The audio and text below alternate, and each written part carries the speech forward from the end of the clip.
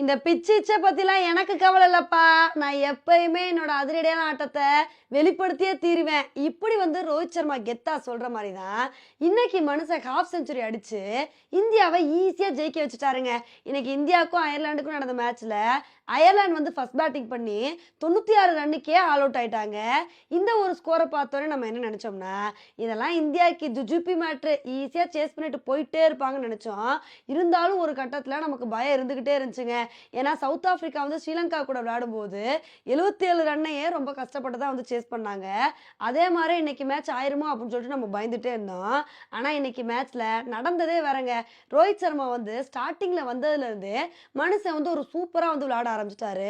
ரோஹித் சர்மா விராட் கோலி வந்து பார்ட்னர்ஷிப் போட்டு இந்த மேட்சை ஈஸியா முடிப்பாங்கன்னு பார்த்தா, விராட் கோலி அவர் பாட்டுக்கு ஒரு ரன் எடுத்துட்டு ரொம்ப வேகமாவே அவுட் ஆயிட்டாருங்க. விராட் கோலி அவுட் ஆனவுடனே ஒன் டவுனா சூரியகுமார் யாதவ் தாங்க களமிறங்குவாருன்னு நினைச்சோம். ஆனா அவருக்கு பதிலா வந்து ரிஷப் பண்ட் தான் வந்து களமிறங்கினாரு. ரிஷப் பண்ட்டை பொறுத்த வரைக்கும் மனுஷன் வந்து ஒரு பொறுப்பான ஆட்டத்தை வந்து வெளிப்படுத்திட்டு இருந்தாரு. ஆனா ரோஹித் சர்மா பொறுத்த வரைக்கும், தம்பி நீ வேணா பொறுமையா விளையாடு, நான் எப்படி விளையாடுறேன்னு மட்டும் பாருன்னு சொல்லி மனுஷன் 6-4 சொல்லிட்டு அடிச்சு விளாசி தள்ளி ஹாஃப் செஞ்சுரி அடிச்சு பட்டையை கிளப்பிட்டாருங்க. அவர் விளையாடுறத பார்க்கும்போது ரோஹித் சர்மா ரிஷப் பண்ட் இவங்க 2 பேரும் சேர்ந்து ஈஸியா மேட்சை முடிச்சு விட்டுருவாங்க அப்படின்னு தான் நினைச்சோம். அப்பதான் ஒரு கட்டத்துல வந்து என்ன ஆயிடுச்சுன்னா, ரோஹித் சர்மாவோட தோள்பட்டையில வந்து பால் பட்டனால உடனே வந்து அவர் ரிட்டையர்ட் வந்து ஆயிட்டாரு. அதுக்கப்புறம் ரோஹித் சர்மா போனவுடனே சூரியகுமார் யாதவ் வந்தாருங்க. இவர் ஏதாவது சிக்ஸ் அடிச்சு பட்டையை கிளப்பி மேட்சை முடிச்சு விடுவாருன்னு பார்த்தா இவரும் பெஞ்சமின் ஒயிட்டோட பால்ல வந்து அவுட் ஆயிட்டாரு.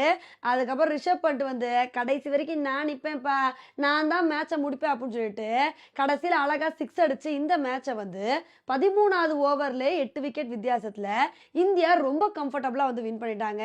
உண்மையிலே இந்த மேட்சை இந்தியா இவ்வளோ கம்ஃபர்டபுளா வின் பண்ணியிருக்காங்கன்னா இதுக்கு காரணம் நம்ம இந்தியாவோட வேற லெவல் பவுலிங் பெர்ஃபார்மன்ஸ் தாங்க. ஏன்னா இன்னைக்கு நம்ம இந்தியன் பவுலர்ஸ் எல்லாருமே அசத்தி ஆளுக்கு விக்கெட் எடுத்தனால தான் அயர்லாண்டை வந்து 96 ரன்னுக்கே ஆல் அவுட் பண்ண முடிஞ்சுச்சு. இது மட்டும் இல்லாம இன்னைக்கு நம்ம இந்தியா வந்து கரெக்டாக பிச்சை ரீட் பண்ணி வந்து விளையாண்டுருக்காங்க. ஸ்ரீலங்கா பண்ண தப்பை வந்து பண்ணாமல் நம்ம வந்து டாஸ் வின் பண்ணவுடனே எங்களுக்கு எதுக்குப்பா வம்பு, நாங்களே வந்து ஃபர்ஸ்ட் பவுலிங் பண்ணிக்கிறோம் அப்படின்னு சொல்லிட்டு ஃபர்ஸ்ட் பவுலிங் வந்து சூஸ் பண்ணி அயர்லாந்து எப்படி விளையாடுறாங்க அப்படின்றத வந்து பார்த்து அதுக்கு தகுந்தாப்புல நம்ம வந்து பேட்டிங் பண்ணோம். இதனால தான் இந்த மேட்சை வந்து ஜெயிக்க முடிஞ்சுச்சு. ஆனால் என்னதான் இந்த மேட்சை இந்தியா வந்து ஜெயிச்சாலும் கிரிக்கெட் ஃபேன்ஸ் எல்லாருமே இன்னும் ஒரு கவலையில தாங்க வந்திருக்காங்க. ஏன்னா இதெல்லாம் வந்து பார்க்கும்போது T20 வேர்ல்டு கப் மாதிரியா இருக்கு, டெஸ்ட் மேட்ச் பார்க்குற மாதிரி வந்திருக்கு. ஒரு சில மேட்சஸாவது வந்து இன்ட்ரெஸ்டிங்காக வந்து போக வேணாமா? எல்லா மேட்சுமே இதே மாதிரி பிச்சு ஸ்லோவாக இருந்து லோ ஸ்கோரிங் மேட்சாக இருந்தால் எப்படிப்பா இன்ட்ரெஸ்ட் வரும்னு சொல்லிட்டு இந்த மாதிரி கிரிக்கெட் ஃபேன்ஸ் வந்து புலம்பிட்டு வந்துட்டு இருக்காங்க. இனிமேல் வரப்போகிற மேட்ச்லையாவது வந்து பிச்சை ஏதாவது மாற்றி கொஞ்சமாவது வந்து மேட்ச் இன்ட்ரெஸ்டிங்காக இருக்கிற மாதிரி வந்து பண்ணுறாங்களா இல்லையா அப்படின்றத பொறுத்து வந்து பார்க்கலாம்.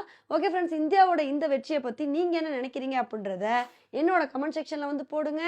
இதே மாதிரி இன்னொடியில் உங்களை வந்து மீட் பண்ணுறேன். Bye friends.